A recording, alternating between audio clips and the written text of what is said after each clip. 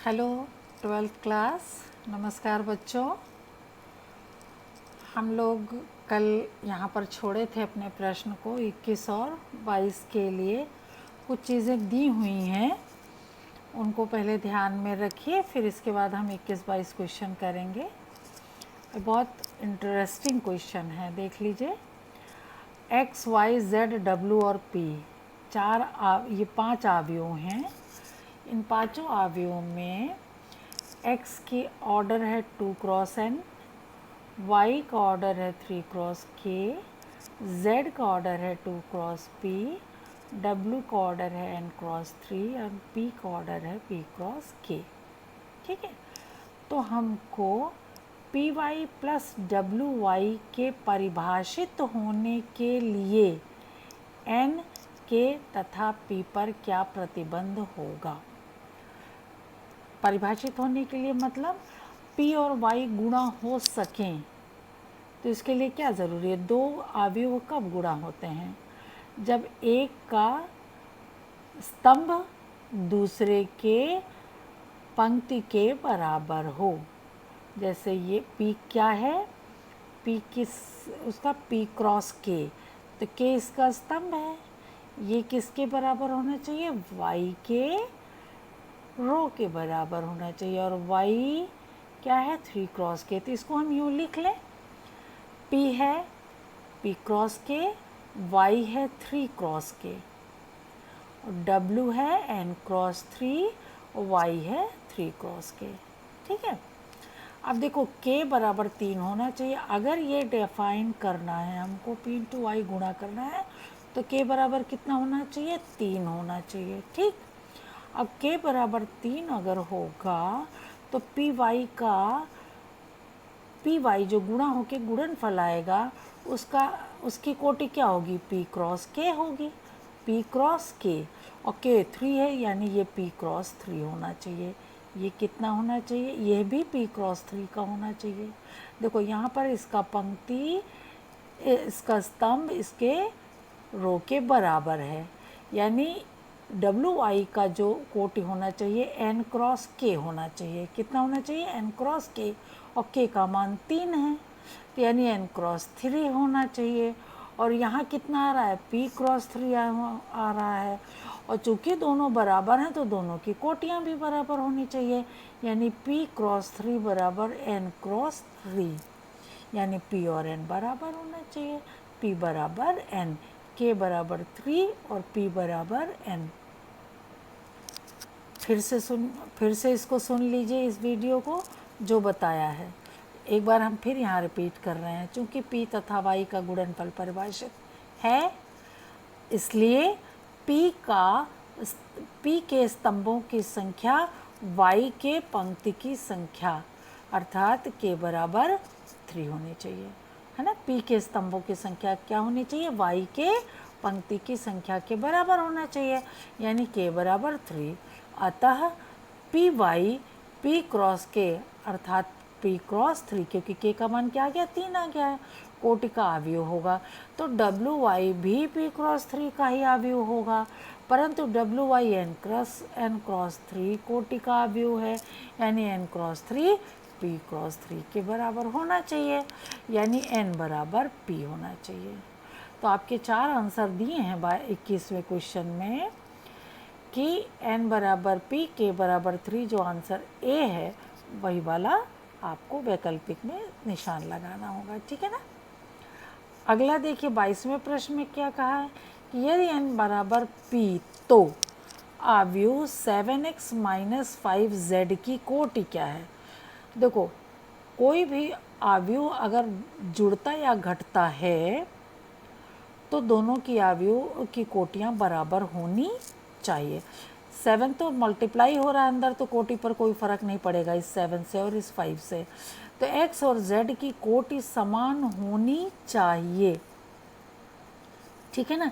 तो x की कोटि क्या है, ज़रा देख लीजिए, ऊपर 2 क्रॉस n है, यहाँ पर क्या है 2 क्रॉस n, और z की क्या है 2 क्रॉस p है, यानी n बराबर p, यहाँ लिखा है ना n बराबर p, 2 क्रॉस n बराबर 2 क्रॉस p, है ना।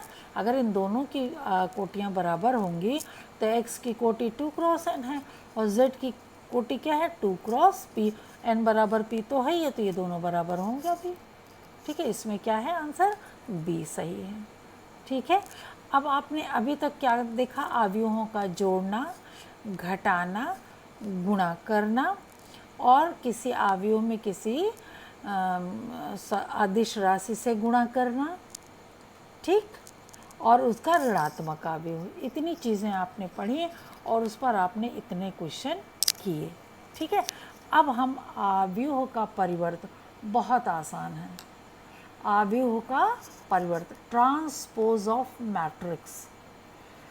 एक परिवर्त होता है, एक व्युत्क्रम होता है ना। तो परिवर्त का और व्युत्क्रम का परिवर्त होता है ट्रांसपोज। यदि ए एक m क्रॉस n कोटि का अवयव है तो ए की पंक्तियों तथा अवयवों का विनिमय, इंटरचेंज, यानी पंक्ति को स्तंभ में, सारी पंक्तियों को स्तंभों में लिख देंगे। तो जो विनिमय करने से जो भी अवयव प्राप्त होता है उसको परिवर्त अवयव कहते हैं। इसे ए डैश या ए टी से भी पढ़ दे, ट्रांसपोज है ना, तो ए टी या केवल ए डैश। डैश इसलिए लिखते हैं, टी लिखने में कभी कभी ये 1 जैसा दिखने लगता है और ए पावर -1 जो है वो व्युत्क्रम है, इसलिए ए डैश से ही हम प्रदर्शित करते हैं। ठीक है, दूसरे शब्दों में यदि ए बराबर ए आई जे एम क्रॉस एन है तो ए जे आई क्या हो जाएगा, जे आई कॉलम चला जाएगा पंक्ति में, पंक्ति चला जाएगा कॉलम में, तो और m क्रॉस n की जगह ये n क्रॉस m हो जाएगा।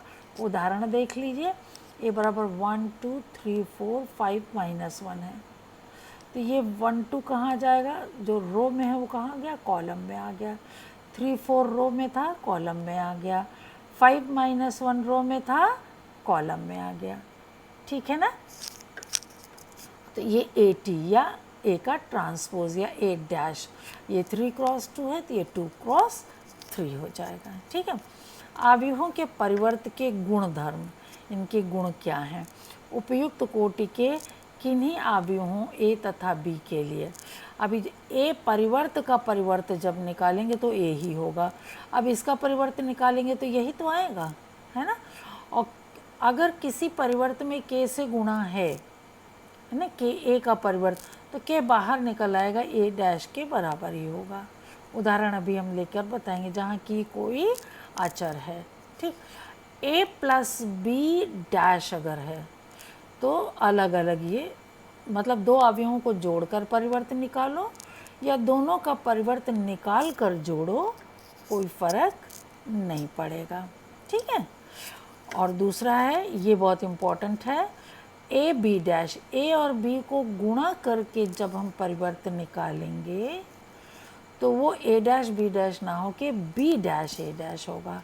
यानी बी का परिवर्तन निकालें और ए का परिवर्तन निकालें और गुणा करें तो वो ए बी के गुणनफल के परिवर्त के बराबर होगा।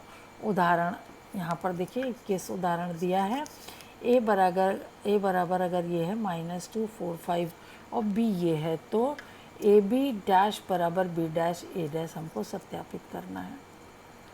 तो एक बार हम ए और बी का गुणा कर लेंगे और उसका परिवर्त निकाल लेंगे, और दूसरी स्थिति में बी डैश पहले निकाल लेंगे, फिर ए डैश निकाल लेंगे और तब फिर गुणा करेंगे, तो वो पहले वाले के बराबर होना चाहिए। अब देखिए, हमने ए और बी का गुणा किया, ये ए है और ये बी है, तो चूँकि एक ही स्तंभ है, इसी स्तंभ को इसके सबसे पहले क्या कर, गुणा का क्या क्या नियम है, ये 3 क्रॉस 1 है, ये 1 क्रॉस 3 है, तो आपको 1 1, ये देखिए रो और कॉलम यहाँ बराबर है, 3 क्रॉस 3 का एक अवयव मिलेगा ए बी। -2 को, ये पहले रो को पहले कॉलम से गुणा करेंगे, तो चूँकि यहाँ भी एक है यहाँ भी एक है, तो दोनों गुणा होकर जो आएगा वही एलिमेंट होगा।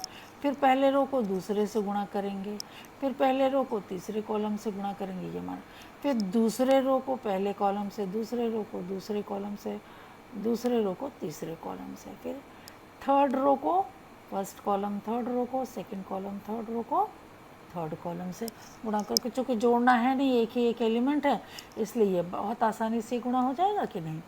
अब ए बी डैश क्या होगा, जो -2 -6 12 रो में है वही -2 -6 12 किस में लिख देंगे, कॉलम में। ये 4 12 24 रो है, 4 12 24 कॉलम कर दिया। 5 15 30 रो है, 5 15 30 कॉलम कर दिया। ये तो लेफ्ट हैंड साइड हो गया बच्चे, ठीक है। अब बी डैश निकाला, बी क्या था, 136 रो में था, इसको हम लोगों ने 136 कॉलम में कर दिया। ए क्या था, -245 रो में था, इसको हमने क्या कॉलम में था, इसको हमने कर दिया रो में। ये बी डैश ए डैश आसानी से आ गया ना, ये समझ में आ रहा है। अब बी डैश ए डैश निकालेंगे, बी डैश और ए डैश का गुणनफल निकालेंगे। तो 1 -2 से गुणा होगा 1, 4 से गुणा होगा 1, 5 से ये आया, ये देखिए ये इसके बराबर है कि नहीं, यानी ए बी डैश बराबर बी डैश ए डैश। सिंपल है ना क्वेश्चन। ऐसा ही क्वेश्चन सिंपल सा आता है बोर्ड में, 4 नंबर या 5 नंबर का प्रश्न होगा, हो सकता है 2 नंबर का भी हो, क्योंकि इसमें बहुत ज़्यादा मेहनत नहीं है, ठीक है। अब आता है सममित तथा विषम सममित आव्यूह। सममित सिमेट्रिक आव्यूह किसको कहते हैं और एंटी सिमेट्रिक आव्यूह किसे कहेंगे। परिभाषा, एक वर्ग आव्यूह। अब देखिए सममित और विषम सममित होने के लिए आव्यूह का वर्ग होना जरूरी है। एक वर्ग आव्यूह ए बराबर ए आई जे सममित कहलाता है यदि ए डैश बराबर ए हो। अभी देखो जब ए डैश निकालते हो तो क्या होता है, रो और कॉलम चेंज हो जाता है, यानी उसकी कोटियाँ बदल जाती हैं, है ना। लेकिन सममित तब होगा जब ए डैश बराबर ए हो, यानी दोनों की कोटियाँ बराबर हों। ऐसा तभी हो सकता है जब वो स्क्वायर मैट्रिक्स हो, ठीक है ना। तो एक वर्ग आव्यूह के लिए ही सिमेट्रिक और एंटी सिमेट्रिक की बात हो रही है, ध्यान रखिएगा। परिभाषा है वर्ग आव्यूह ए सममित कहलाता है यदि ए डैश बराबर ए, ठीक है ना। तो आई तथा जे के प्रत्येक मान के लिए ए आई जे बराबर ए जे आई होगा, है ना। ये बराबर जैसे अब ए ये है A H G H B F G F C. अब देखो इसको रो को इसके कॉलम में करो ए एच जी, इसके रो को कॉलम में करो एच बी एफ, ये भी एच बी एफ, ये भी जी एफ सी, यहाँ जी एफ सी। बहुत ही आसान उदाहरण है, ये आप याद रखिएगा। A H G H B F G F C. देखो इसमें क्या है, ए बी सी किस में है, डायगनल में है। यहाँ पर एच एफ है तो यहाँ पर भी एच एफ है, और यहाँ जी, है ना। ये ज़रूर याद रखिए, कोऑर्डिनेट में ये A H G H B F G F C बिल्कुल अपने नाम की तरह रटा होना चाहिए। A H G H B F G F C coordinate में ये कई बार आएगा, ठीक है। ये वृत्त का समीकरण के उसमें आता है, अगर आपके कोर्स में होगा तो ये कई बार आएगा आपके पास, ठीक। इसलिए ये एग्जाम्पल यहाँ लिया है। एक वर्ग आव्यूह ए आई जी विषम सममित कहलाता है जब ए डैश बराबर माइनस ए हो, ए डैश बराबर माइनस ए, अर्थात आई तथा जे के प्रत्येक मान के लिए ए आई जे बराबर माइनस ए जे आई, ठीक है। अब एक चीज़ और देखिए, ए आई आई बराबर माइनस ए आई आई होगा अगर, क्योंकि ए आई जे आई के बराबर होता है। अगर जे भी आई के बराबर हो, ए आई आई तो माइनस ए आई आई, अगर जे बराबर आई हो तो, और इसको इधर ले आओ तो 2 ai बराबर 0, यानी ए आई आई बराबर 0। ये ए आई आई कहाँ मिलता है, कहाँ, ये आता है किस में, डायगनल में। A11 यहाँ आता है, यहाँ A22 आता है, यहाँ A33 आता है नहीं। डायगनल में अगर आप इसको A11 A12 A13 A21 A22 A23 ऐसे करके लिखिए तो डायगनल में आता है, डायगनल में आई और जे बराबर होते हैं, है ना। तो इसका मतलब विषम सममित जो भी आव्यूह होगा उसके डायगोनल के एलिमेंट 0 होंगे। डायगोनल के एलिमेंट क्या होंगे? 0। और भी अभी बताते हैं। इसका अर्थ है कि किसी विषम सममित अवयव के विकर्ण के अवयव क्या होंगे? शून्य। उदाहरण के लिए देखो 0 EF -E 0F -F -G 0, ये तो 0 है। और B डैश क्या होगा? B डैश अगर हम इसका निकालें तो ये देखो 0 0 0 ये होगा, ये माइनस, ये जो EFG यहाँ था ये नेगेटिव हो गया, और यहाँ जो EFG नेगेटिव था ये क्या हो गया? पॉजिटिव हो गया। हुआ कि नहीं? अगर इसमें से माइनस कॉमन ले लें, इसमें से माइनस कॉमन ले लें तो ये प्लस हो जाएगा, ये माइनस, यानी ये B के बराबर हो गया, यानी B डैश बराबर -B है ना, ये वाला -B। विषम सममित अवयव के विकर्ण के अवयव क्या होते हैं? शून्य होते हैं। समझ में आ रहा है बच्चों? छोटी छोटी चीज़ें हैं, ऐसे ही छोटे छोटे एक एक नंबर के क्वेश्चन या तो वैकल्पिक में या ऐसे ही पूछे जाएंगे एग्जाम्पल के रूप में। तो आप ये कुछ एक आध एग्जाम्पल्स एज इट इज़ रट लीजिए, ठीक है। वैसे और भी छोटे एग्जाम्पल मिलेंगे आपको, वो भी आप देख सकते हैं, इनको भी कर सकते हैं, ठीक है। अब देखो प्रमेय 1 बहुत इम्पॉर्टेंट है ये। वास्तविक अवयवों वाले किसी वर्ग अवयव A के लिए A + A डैश एक सममित अवयव तथा A - A डैश एक विषम सममित अवयव होते हैं। बच्चे एक बात का ध्यान रखिए, नोट कर लीजिए इसको, हमने यहाँ पर लिखा है किसी भी अवयव को सममित अगर हमें सिद्ध करना है तो A बराबर A डैश सिद्ध करना होता है। सममित सिद्ध करने के लिए A बराबर A डैश सिद्ध करना होता है, और विषम सममित सिद्ध करने के लिए A बराबर -A डैश सिद्ध करना होता है। सीधी सी बात। अब हमको A + A डैश को सममित सिद्ध करना है, A + A डैश को सममित सिद्ध करना है। तो A + A डैश का जो डैश है, A + A डैश का डैश मतलब A + A डैश का परिवर्त A + A डैश के बराबर होगा। जैसे A बराबर A डैश मतलब A का परिवर्त A के बराबर है, A का परिवर्त A के बराबर। वैसे A + A डैश का परिवर्त A + A डैश के बराबर होना चाहिए, ठीक। तो माना ये B, A + A डैश को हमने B मान लिया, तो B डैश का मतलब A + A डैश का डैश। और आपने पीछे गुण पढ़ा है कि A + B डैश बराबर A डैश + B डैश होता है, तो ये हो जाएगा A dash + A dash dash, है ना। A डैश डैश हमने क्या पढ़ा है गुण में? A के बराबर पढ़ा है, और ये क्रम विनिमेय होता है तो A + A डैश, यानी B डैश बराबर B, हमने 20 को माना है ना, B डैश बराबर B, यानी B डैश क्या है आपका? ये है और ये है B, तो B बराबर B डैश, यानी ये क्या है? सममित अवयव। बात समझ रहे हैं ना? A की जगह A नहीं है, क्या है? A + A डैश है, तो इसको हमने B मान लिया, तो B को B डैश के बराबर सिद्ध कर दें, और यहाँ हमने B को B डैश के बराबर सिद्ध किया, यहाँ यूँ कहो कि B डैश को B के बराबर सिद्ध किया, ठीक है ना। तो अगर ऐसा है तो वो क्या है? सममित अवयव है। नेक्स्ट A - A डैश को विषम सममित कहा है, तो A - A डैश को हमने C मान लिया, और C का परिवर्त निकालेंगे, तो इसका मतलब A - A डैश का परिवर्त पीछे गुण के हिसाब से ये क्या होगा? ये दोनों का परिवर्त अलग अलग, A dash - A dash dash, ठीक।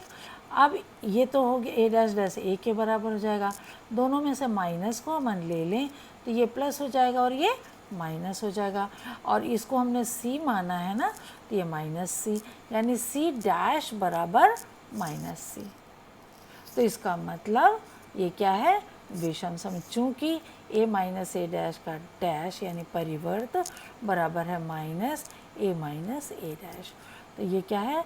विषम सममित अवयव। ये बात क्लियर हो रही है कि नहीं? बहुत इम्पॉर्टेंट है ये क्वेश्चन, अगर आ गया तो 5 नंबर में आएगा, अगर इसमें से एक आया तो 2 नंबर हो सकता है, दोनों पूछ लेंगे तो ये प्रमेय, अगर दोनों पूछ लेंगे तो 5 नंबर के प्रश्न में आएगा। ऐसे ही प्रमेय 2 भी है, बहुत इम्पोर्टेंट। किसी वर्ग आव्यूह को एक सममित तथा एक विषम सममित आव्यूहों के योगफल के रूप में व्यक्त कर सकते हैं। वर्ग आव्यूह लिखा है तो चूंकि कंडीशन ही है सममित और विषम सममित के लिए वर्ग आव्यूह होना, तो कह रहे हैं किसी वर्ग आव्यूह को हम एक सममित तथा एक विषम सममित आव्यूहों के योगफल के रूप में लिख सकते हैं। अगर कोई एक वर्ग आव्यूह ए है तो अभी इसी से पढ़िए, a प्लस ए डैश क्या है, सममित है, और a माइनस ए डैश क्या है, विषम सममित है। अगर इन दोनों को जोड़ेंगे तो a डैश कट जाएगा, 2a आएगा, और 2a का आधा कर दें तो a आ जाएगा। वही किया है यहाँ पर, उपपत्ति हमने लिया a बराबर half a plus A dash plus half a minus A dash. ये सममित है और ये विषम सममित है। दोनों सममित और विषम सममित के योग के बराबर कौन है, a है। अगर a प्लस ए डैश सममित है तो half a plus A dash भी सममित होगा। a माइनस ए डैश विषम सममित है तो half a minus A dash भी विषम सममित होगा। ठीक, समझ रहे हो कि नहीं? तो ये उपपत्ति है कि उपपत्ति में आपको a प्लस ए डैश को पहले ये सिद्ध करना होगा, ये दोनों पहले सिद्ध करके तब ये लाइन लिखनी होगी। समझ रहे, प्रमेय इतना ही छोटा नहीं है। आपको a प्लस ए डैश को पहले सममित सिद्ध करना होगा, फिर a माइनस ए डैश को सममित सिद्ध करने, इसी तरह से, और इसके बाद क्या करना है, a बराबर इतने के करना होगा। ठीक है, अब उदाहरण 22 लेते हैं। आव्यूह b को एक सममित तथा एक विषम सममित आव्यूह के योगफल के रूप में व्यक्त कीजिए। पहले तो हम b डैश निकाल लें और फिर b प्लस बी डैश निकाल सकते हैं कि नहीं, ये b है तो ये b डैश है, दोनों को जोड़ दें तो ये जो आया b प्लस बी डैश क्या होगा, सममित आव्यूह होगा। तो उसका आधा कर दिया, हर एलिमेंट में आधे से गुणा कर दिया। ठीक है, ये सममित आव्यूह हो गया। फिर b माइनस बी डैश, ये b है और ये माइनस बी डैश है ये, और उसको जोड़ दिया। समझ रहे, आप डायरेक्ट माइनस बी डैश करके घटा के भी लिख सकते हैं। हमने यहाँ पर लिखा है कि क्यों हमने इसको ऐसे किया, क्योंकि b डैश में देखो b डैश तो ये है, इसके हर एलिमेंट को नेगेटिव कर दिया है। ठीक है, अब इसके बाद जोड़ेंगे, 2 माइनस 2 0 हो जाएगा, 2 माइनस 1 1 हो जाएगा। तो चिन्ह का बार बार जगह वो नहीं करना पड़ेगा, आप डायरेक्ट भी कर सकते हो। तो ये विषम सममित होगा, हाफ कर देंगे तो भी ये विषम सममित होगा। अब इन दोनों को हमने जोड़ दिया है ना, इसको भी जोड़ा, इसको भी जोड़ा। ये राइट हैंड साइड तो ये है ना, राइट हैंड साइड ये है, इसमें half b plus B dash हम लोगों ने निकाला है, यहाँ पर b प्लस बी डैश समीकरण है, और ये b माइनस बी डैश निकाला है, इनको जोड़ दिया तो ये आया, और यही b है जो यहाँ b दिया गया था, b के बराबर है। समझ रहे हैं कि राइट हैंड साइड बराबर लेफ्ट हैंड साइड, यानी आव्यूह b को आपने एक सममित और एक विषम सममित के योग के बराबर दिखाया। ठीक है, नेक्स्ट क्वेश्चन, नेक्स्ट वो है प्रश्नावली 3.3, ये हम नेक्स्ट टर्न पर करेंगे। आज अभी इतना ही, थैंक यू।